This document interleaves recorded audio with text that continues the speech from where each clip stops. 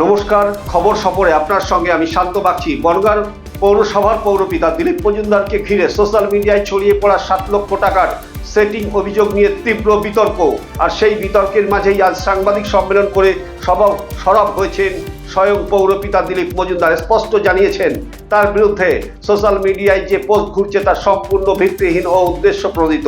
এই মিথ্যা প্রচারের বিরুদ্ধে তিনি সাইবার ক্রাইমে অভিযোগ দায়ের করবেন বলেও জানিয়েছেন। ঘটনার বিস্তারিত ব্যাখ্যা দিতে গিয়ে তিনি পৌরপিতা জানান, এক পানীয় জল ব্যবসায়ী তার ছোট্ট একটি প্ল্যান্ট স্থাপন করেন, কিন্তু পৌরসভার অনুমতি ছাড়া ওই জল বাজারে বিক্রি করা সম্ভব হচ্ছিল না।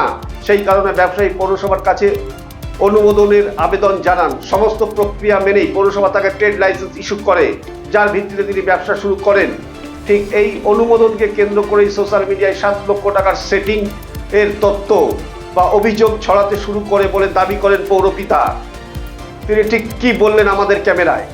করতে বাধ্য হলাম যে আমি তো প্রতি রোববার 11টার থেকে 1টা অবধি জনতার দরবার করি, মানে সাধারণ মানুষ যাতে চেয়ারম্যানকে পায়, এবার তারা ফেসবুকে আমার নামে একটা অপপ্রচার করে এটা ফেক আইডি দিয়ে একটা বাজে একটা জিনিস লেখে যে আমি ওনার কাছ থেকে নাকি 7 লক্ষ টাকা নিয়ে ওনার জল কোম্পানিটাকে আমি ছেড়ে দিয়েছি।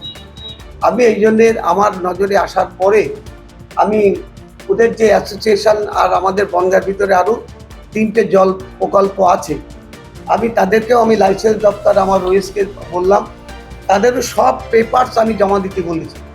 এবং যাদের আমাদের অন্যদিকে অভিযুক্ত পানীয় জল ব্যবসায়ী দীপঙ্কর বিশ্বাস, যিনি ডিবিপিওর ব্র্যান্ডের মালিক, তিনিও টাকার লেনদেনের অভিযোগ সম্পূর্ণ অস্বীকার করেন। তার দাবি এই সমস্ত খবরই অপপ্রচার।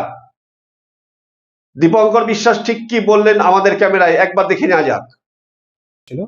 আর বনগাঁ পৌরসভার অনুমতি নিয়ে আমরা মাধ্যমে জানা যাচ্ছে আপনি নাকি 7 লক্ষ টাকা দিয়েছেন চেয়ারম্যান। এগুলো ভুল তথ্য। চেয়ারম্যান মানুষ কোনোদিনের জন্য চেয়ারম্যান আমার টাকা চায়নি বা 5 পয়সাও আমাকে কোনোদিন নেয়নি।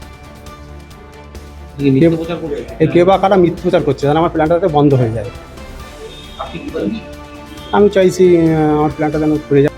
এদিকে গোটা বিষয়ের প্রেক্ষিতে বনগাঁ পৌরসভায় কঠোর পদক্ষেপের ইঙ্গিত দিয়েছে। পৌরসভার পক্ষ থেকে জানানো হয়েছে, বনগাঁ পৌরসভার আওতায় থাকা সমস্ত পানীয় জল কোম্পানিগুলিকে 7 দিনের মধ্যে প্রয়োজনীয় নথি জমা দিতে হবে। তা না হলে সংশ্লিষ্ট কোম্পানিগুলির বিরুদ্ধে আইনানুগ ব্যবস্থা নেওয়া হবে। এখন প্রশ্ন উঠছে, সোশ্যাল মিডিয়ায় ছড়ানো এই অভিযোগের পিছনে আসল সত্য কি? তদন্তের দিকে এখন তাকিয়ে বনগাঁর রাজনৈতিক ও প্রশাসনিক মহল। বনগাঁয় বিজেপি বাইক র্যালিকে ঘিরে পুলিশের সঙ্গে বাকবিতণ্ডা। পুলিশের বিরুদ্ধে র্যালিতে বাধা দেওয়ার অভিযোগ তুলছে বনগাঁ সাংগঠনিক জেলার বিজেপি। পুলিশের দাবি, প্রয়োজনীয় প্রশাসনিক অনুমতি ছাড়াই এই বাইক র্যালির আয়োজন করা হয়েছিল। সেই কারণে তারা বিজেপি নেতৃত্বের সঙ্গে কথা বলতেই ঘটনাস্থলে যায়। তবে পুলিশের স্পষ্ট বক্তব্য, এখানে কোনো জোর জবরদস্তি বা পুলিশি বল প্রয়োগ করা হয়নি। ওদিকে বিজেপি নেতৃত্ব কড়া প্রতিক্রিয়া। স্থানীয় বিজেপি কাউন্সিলর দেবদাস মণ্ডল বলেন, আমরা বাইক র্যালি করব, পুলিশ পারলে বন্ধ করে দেখাক। আসুন দেখে নেওয়া যাক ঠিক তিনি কি বলেছিলেন আমাদের ক্যামেরায়। দাঁড়িয়ে প্রোগ্রাম করে মানুষের সহযোগিতা করে না, একটা অ্যাম্বুলেন্স যেতে দেয় না, টোটো অটো বন্ধ করে রাস্তা ব্লক করে মানুষকে হয়রানি করে। তখন পুলিশ কোথায় থাকে? যখন শাসক দলের প্রোগ্রাম হয় টিকন পার্কের সামনে, নীল বোর্ডের সামনে, তখন কোথায় থাকে? এই পুলিশ কোথায় থাকে? তখন এই পুলিশকে দেখা যায় না। এই পুলিশকে দেখা যায় তখন চামচাগিরি করার জন্য।